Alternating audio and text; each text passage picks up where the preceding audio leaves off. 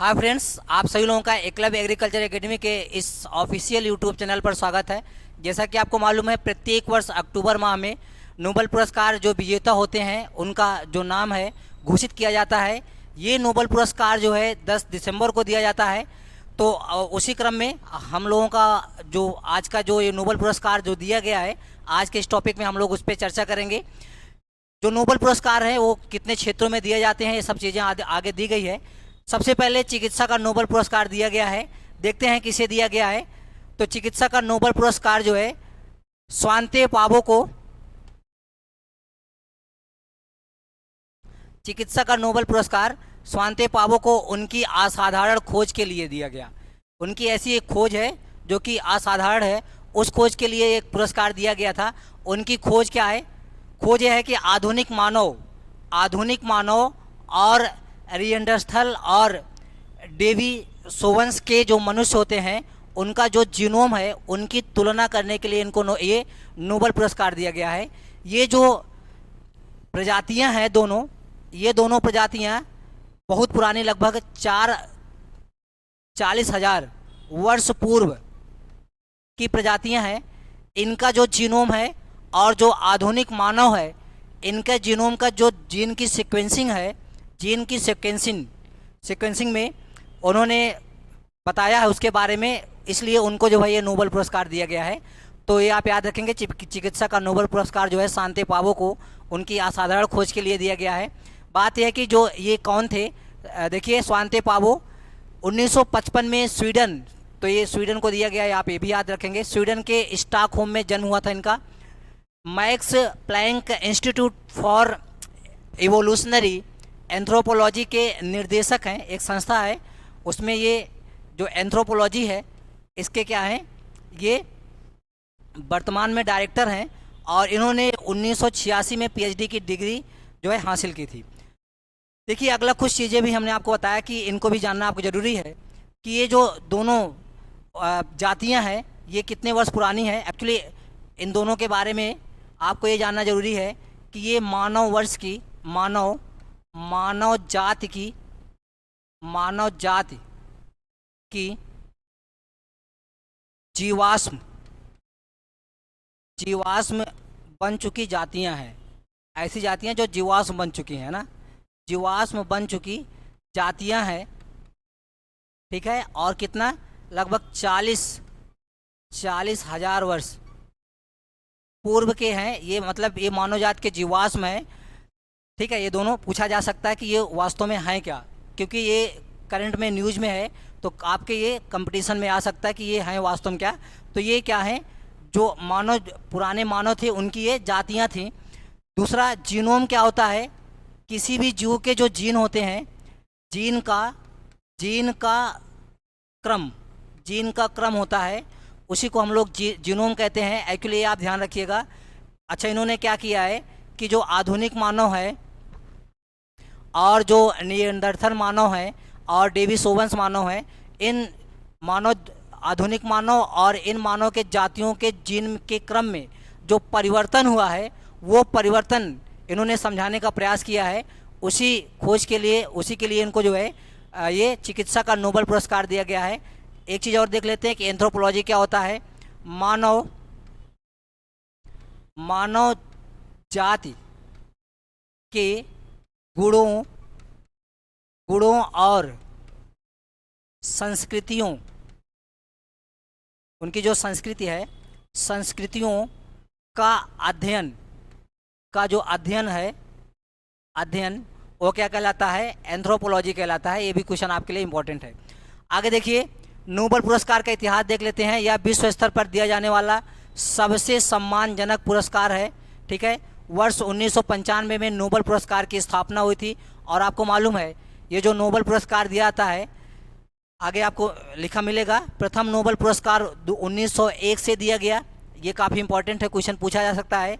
यह पुरस्कार, देखिए आगे लिखा हुआ है, यह पुरस्कार डायनामाइट एक विस्फोटक पदार्थ है कि खोजकर्ता अल्फ्रेड नोबेल के वसीयत, उनके पास बहुत सारी संपत्तियां हैं, वसीयत के आधार पर दिया जाता है, ठीक है। उनका जो ये जो आपके अल्फ्रेड नोबेल हैं, इनका जो निधन हुआ था 96 में इनका निधन हो गया।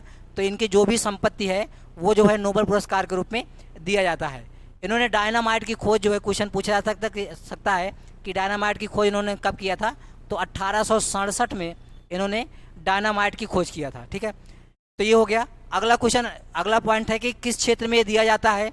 तो ये देखिए चिकित्सा के क्षेत्र में, भौतिकी के क्षेत्र में, चिकित्सा और भौतिकी के क्षेत्र में मिल चुका है, भौतिकी के क्षेत्र में भी हम आपको बताएंगे। रसायन के क्षेत्र में, साहित्य के क्षेत्र में और शांति के क्षेत्र में दिया जाता है।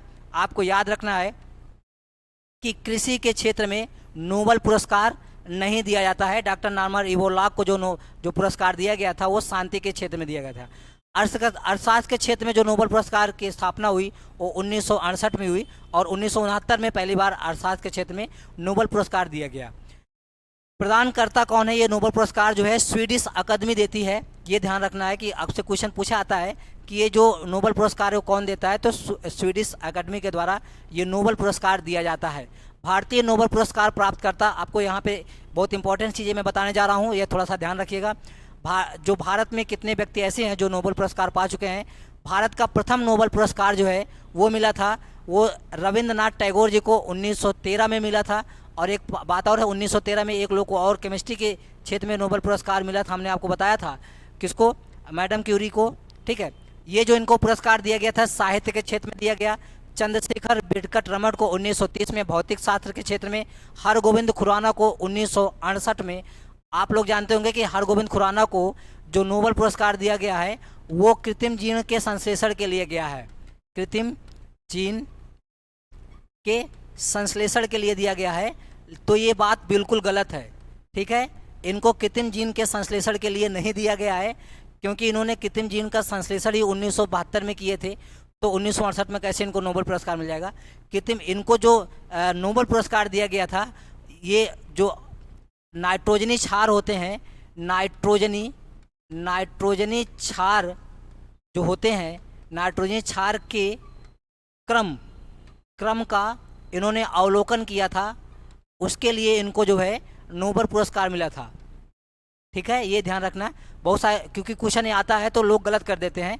अगला है, मदर टेरेसा को 1979 में शांति के क्षेत्र में नोबेल पुरस्कार दिया गया। सुब्रमण्यम चंद्रशेखर को 1983 में भौतिक के क्षेत्र में नोबेल पुरस्कार दिया गया।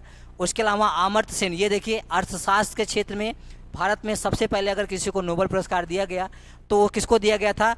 अमर्त्य सेन को। ये भी बहुत इंपॉर्टेंट है, प्रथम अर्थशास्त्र का जो नोबेल पुरस्कार जिसको जो है 1969 से दिया जा रहा है। उसके बाद वी.एस. नायपाल को 2001 का साहित्य के क्षेत्र में दिया गया। वेंकट रमन राधाकृष्णन को 2009 का रसायन के क्षेत्र में दिया गया। कैलाश सत्यार्थी को शांति के क्षेत्र में, ये देखिए आपके अभिजीत बनर्जी को, अभी आपको मालूम है अभिजीत बनर्जी को जो है नोबेल पुरस्कार इनको दिया गया था अर्थशास्त्र क्षेत्र में। तो 2 भारतीय ऐसे हैं जिनको नोबेल पुरस्कार दिया गया है। देखिए उसी कड़ी को आगे बढ़ाते हुए आपको एक जो भौतिक का नोबेल पुरस्कार है आज उसका भी नाम नॉमिनेट कर दिया गया है कि किसको ये पुरस्कार दिया जाएगा। नोबेल पुरस्कारों की घोषणा की शुरुआत हो गई है। इसी क्रम में मंगलवार 4 अक्टूबर को भौतिक विज्ञान के लिए नोबेल पुरस्कार की घोषणा की गई।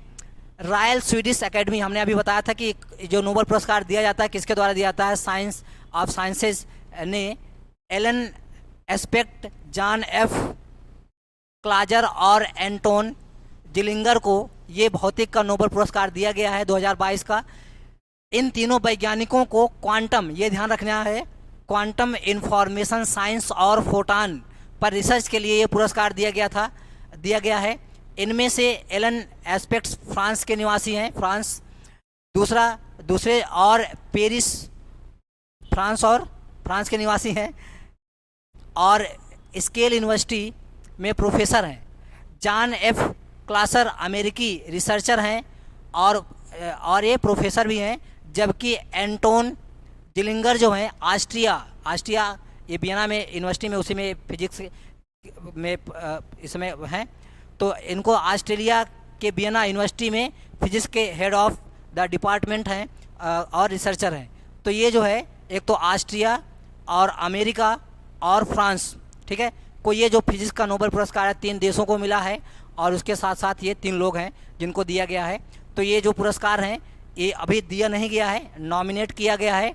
ये पुरस्कार इनको दिया जाएगा 10, ये पुरस्कार इनको दिया जाएगा, ये पुरस्कार इनको 10 दिसंबर को दिया जाएगा। 10 दिसंबर को, क्योंकि 10 दिसंबर को क्या है, विश्व मानव अधिकार दिवस होता है। उसी दिन इन लोगों को नोबेल पुरस्कार मिलेगा। आगे मिलते हैं हम लोग अगली कड़ी में। आगे आपको मालूम है कि और 6 क्षेत्रों में ये नोबेल पुरस्कार दिया जाता है। अगला हम लोग अगला जो नोबेल पुरस्कार है उसको लेकर कल आएंगे। तब तक के लिए सभी को मेरी तरफ से और संस्था की तरफ से जय हिंद।